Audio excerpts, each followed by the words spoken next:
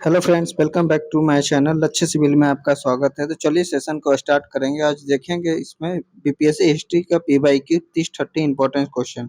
जिसने भी पहले का वीडियो नहीं देखा है, इस पे प्ले लिस्ट बना दिया गया, जाकर देख ले। तो चलिए क्वेश्चन नंबर फर्स्ट देखते हैं। किसने खिलाफत आंदोलन को हिंदू और मुसलमानों की एकता के ऐसे अवसर के रूप में देखा जो 100 वर्षों में भी पुनः प्रस्तुत नहीं होगा? तो चलिए इसका देखेंगे। खिलाफत आंदोलन शुरू होने के बाद गांधी जी ने यह अनुभव किया कि हिंदू मुस्लिम को एकजुट करने का यह स्वर्णिम अवसर है जो आगे 100 वर्षों में भी प्राप्त नहीं हो सकता। इसका सही उत्तर हो जाएगा सी, महात्मा गांधी। चलिए क्वेश्चन नंबर 2 देखेंगे। 1920 की खिलाफत कमेटी की सभा जिसने गांधी जी को असहयोग आंदोलन के नेतृत्व को संभालने का अनुरोध किया था, वह किस शहर में हुआ था? तो चलिए इसका देखेंगे। खिलाफत कमेटी ने इलाहाबाद, प्रयागराज में इस सलाह को स्वीकार किया और गांधी जी को आंदोलन का नेतृत्व करने का अधिकार सौंपा। तो इसका सही उत्तर हो जाएगा सी, इलाहाबाद। क्वेश्चन नंबर 3 देखेंगे। महात्मा गांधी ने खिलाफत आंदोलन का समर्थन क्यों किया? चलिए इसका देखेंगे। उन्होंने अंग्रेजों के विरुद्ध आंदोलन में भारतीय मुसलमानों का सहयोग प्राप्त करने के लिए खिलाफत आंदोलन का समर्थन किया। इसका सही उत्तर हो जाएगा बी। गांधी जी ने अंग्रेजों के खिलाफ अपने आंदोलन में भारतीय मुसलमानों का सहयोग प्राप्त करना चाहता था। क्वेश्चन नंबर 4 देखेंगे। किस घटना ने खिलाफत आंदोलन के लिए उत्प्रेरक का काम किया? किस घटना ने किया था? ये आपको पता है। जून 1919 में मित्र राष्ट्रों द्वारा की गई वारसाई की अपमानजनक संधि ने इसका भ्रम तोड़ दिया और भारत में खिलाफत आंदोलन तीव्र हो गया। तो इसका सही उत्तर बी हो जाएगा, वर्साई की संधि। क्वेश्चन नंबर 5 देखेंगे। भारतीय किसानों के इतिहास में संगठित असहयोग का प्रथम उदाहरण कहाँ घटित हुआ था? देखेंगे। भारतीय किसानों के इतिहास में संगठित असहयोग का प्रथम उदाहरण बिहार और बंगाल में घटित हुआ था। इसका सही उत्तर हो जाएगा ए, बिहार और बंगाल। क्वेश्चन नंबर 6 देखेंगे। भारतीय राष्ट्रीय कांग्रेस ने असहयोग आंदोलन किस वर्ष प्रारंभ किया था? तो आपको पता होगा, सितंबर 1920 में कलकत्ता में कांग्रेस के विशेष अधिवेशन में पास हुए असहयोग संबंधी प्रस्ताव की दिसंबर 1920 में नागपुर में हुए कांग्रेस के वार्षिक अधिवेशन में पुष्टि कर दी गई और 1 अगस्त 1922 को गांधी जी के नेतृत्व में असहयोग आंदोलन की औपचारिक शुरुआत हुई। तो इसका सही उत्तर हो जाएगा सी, 1920। चलिए क्वेश्चन नंबर 7 देखेंगे। किस घटना के बाद महात्मा गांधी ने असहयोग आंदोलन को अपनी हिमालय जैसी भूल बताई? तो देखेंगे। चौरी चौरा उत्तर प्रदेश के गोरखपुर जिले में एक कस्बा है। यहाँ 4 फरवरी 1922 को आंदोलनकारियों की भीड़ ने ब्रिटिश शासन की एक पुलिस चौकी को आग लगा दी और चौरी चौरा शहीद स्मारक के अनुसार चौरी चौरा में हुई इस दुर्घटना में कुल 23 पुलिसकर्मी मारे गए थे। गांधी जी इस घटना की निंदा की और गांधी जी ने इस घटना को हिमालय जैसी भूल की संज्ञा दी। तो इसका सही उत्तर हो जाएगा ए, चौरी चौरा। चलिए क्वेश्चन नंबर 8 देखेंगे। किस घटना के कारण गांधी जी ने असहयोग आंदोलन वापस लिया था? तो ये आपको अभी बताया, चौरी चौरा कौन था? इसका सही उत्तर बी हो जाएगा। क्वेश्चन नंबर 9 देखेंगे। असहयोग आंदोलन को निलंबित किया गया था, कब किया गया था?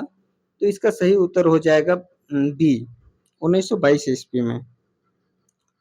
क्वेश्चन नंबर 10 देखेंगे। क्वेश्चन नंबर 10 क्या है?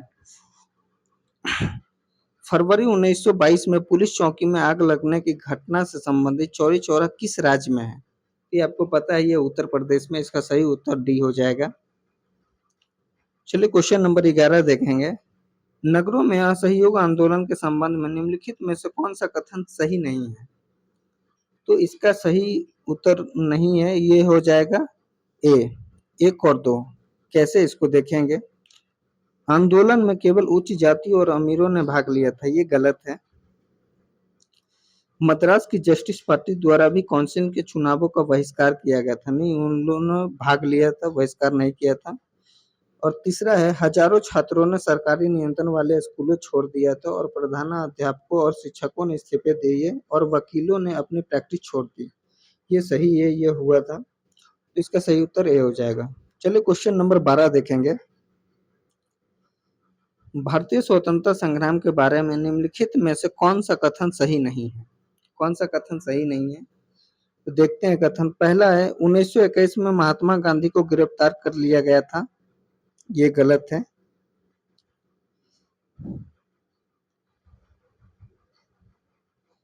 ये गलत हो जाएगा क्योंकि इनको 1922 में, मार्च 1922 में गिरफ्तार किया गया था। दूसरा है चौरी चौरा कांड के कारण गांधी जी ने असहयोग आंदोलन से हाथ खींच लिया था, ये सही है। गांधी जी ने अपना पहला प्रमुख सार्वजनिक भाषण बनारस हिंदू विश्वविद्यालय में दिया था, ये भी सही है। तो इसका सही उत्तर हो जाएगा ए, ये गलत है। चलिए क्वेश्चन नंबर 13 देखेंगे। असहयोग आंदोलन के स्थगन संबंधी घटनाओं का सही क्रम इंगित करें। सही क्रम इंगित करना है, चलिए इसका देखते हैं। इसका हो जाएगा चौरी चौरा में पुलिस गोलीकांड, ये 4 फरवरी को हुआ था, 4 फरवरी 1922 को हुआ था। और गांधी जी द्वारा आंदोलन का स्थगन ये 12 फरवरी को हुआ था 1922, और गांधी जी की गिरफ्तारी 10 मार्च को हुआ था। तो इसका सही क्रम ए हो जाएगा, इसका सही उत्तर ए हो जाएगा। चलिए क्वेश्चन नंबर 14 देखेंगे। सी आर दास एवं मोतीलाल नेहरू ने कांग्रेस के भीतर स्वराज पार्टी की किस उद्देश्य से बनाई थी, किस उद्देश्य से बनाई थी? चलिए देखेंगे। यह पार्टी कांग्रेस के भीतर ही रहते हुए परिषदों के चुनाव लड़ने के उद्देश्य से गठित की गई थी, और इसने राज्य परिषदों के साथ केंद्रीय विधान परिषद के चुनाव में भी प्रतिभागी किया था और अच्छी सफलता हासिल की थी। तो इसका 14 का आंसर हो जाएगा सी, राज्य परिषदों के चुनाव में भाग लेने हेतु। चलिए क्वेश्चन नंबर 15 देखेंगे। स्वराज दल की स्थापना किसकी असफलता के बाद हुई थी? किसकी असफलता के बाद हुई थी?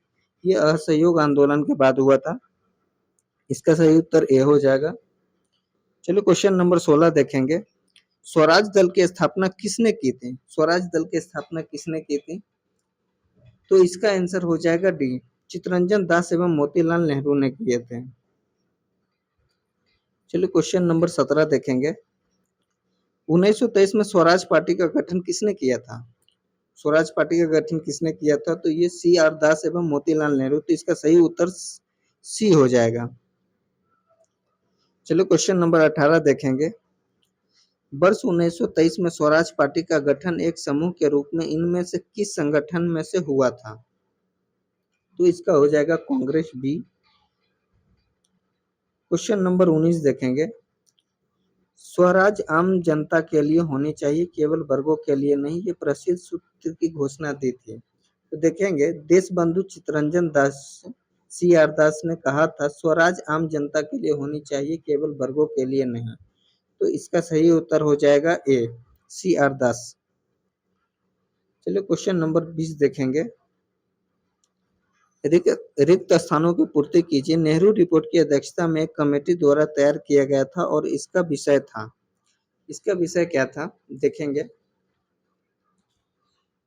तो देखते हैं, इसका आंसर हो जाएगा सी, मोतीलाल नेहरू भारत में संवैधानिक व्यवस्थाएं।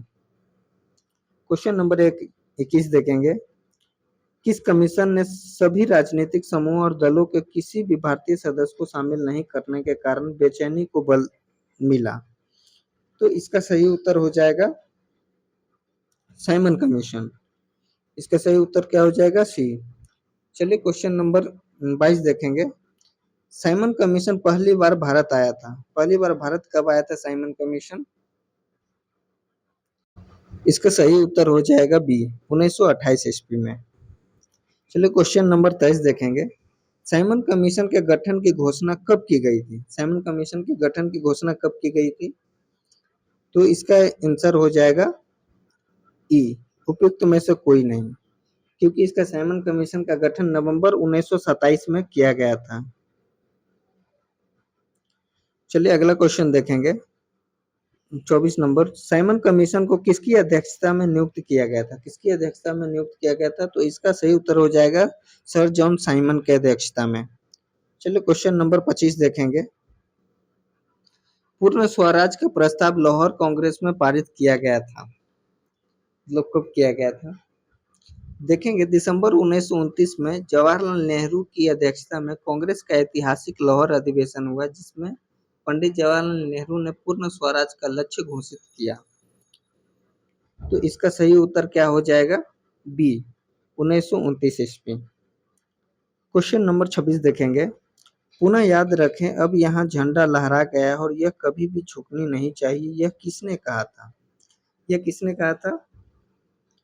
तो ये लाहौर में जवाहरलाल नेहरू ने कहा था कि पुनः याद रखें, अब यह झंडा लहरा गया है, यह कभी भी झुकना नहीं चाहिए जब तक एक भी भारतीय पुरुष, महिला या बालक भारत में जीवित रहे। तो 26 का सही उत्तर क्या हो जाएगा? बी, लाहौर में जवाहरलाल नेहरू ने। चलिए क्वेश्चन नंबर 27 देखेंगे। भारतीय राष्ट्रीय कांग्रेस के किस अधिवेशन में पूर्ण स्वराज का सिद्धांत गृहीत हुआ था? ये अभी देखे थे, लाहौर अधिवेशन 1929 ईस्वी में। क्वेश्चन नंबर 28 देखेंगे। भारतीय राष्ट्रीय कांग्रेस ने किस सत्र में पूर्ण स्वाधीनता का प्रस्ताव पारित किया था? पारित किया था। तो इसका देखेंगे, आंसर हो जाएगा 1929 ईस्वी लाहौर अधिवेशन। सही उत्तर इसका सी हो जाएगा। क्वेश्चन नंबर 29 देखेंगे। 1929 में लाहौर में आयोजित भारतीय राष्ट्रीय कांग्रेस के अधिवेशन का अध्यक्ष कौन था? कौन था इसका अध्यक्ष? तो इसका अध्यक्ष थे जवाहरलाल नेहरू। सी इसका उत्तर हो जाएगा। क्वेश्चन नंबर 30 देखेंगे। भारतीय राष्ट्रीय कांग्रेस द्वारा किस दिन को पूर्ण स्वराज दिवस घोषित किया गया था? तो ये 26 जनवरी 1930 को पूर्ण स्वराज घोषित किया गया। तो इसका सही उत्तर हो जाएगा ए। क्वेश्चन नंबर 31 देखेंगे। वर्ष 1929 में लाहौर में आयोजित भारतीय राष्ट्रीय कांग्रेस के अधिवेशन में पूर्ण स्वराज का पताका किसने उठाया था? तो इसका उत्तर हो जाएगा पंडित जवाहरलाल नेहरू ने उठाया था। इसका सही उत्तर बी हो जाएगा। चलिए आज तक के लिए इतना ही क्वेश्चन, मिलते हैं फिर नेक्स्ट सेशन में, तब तक के लिए धन्यवाद।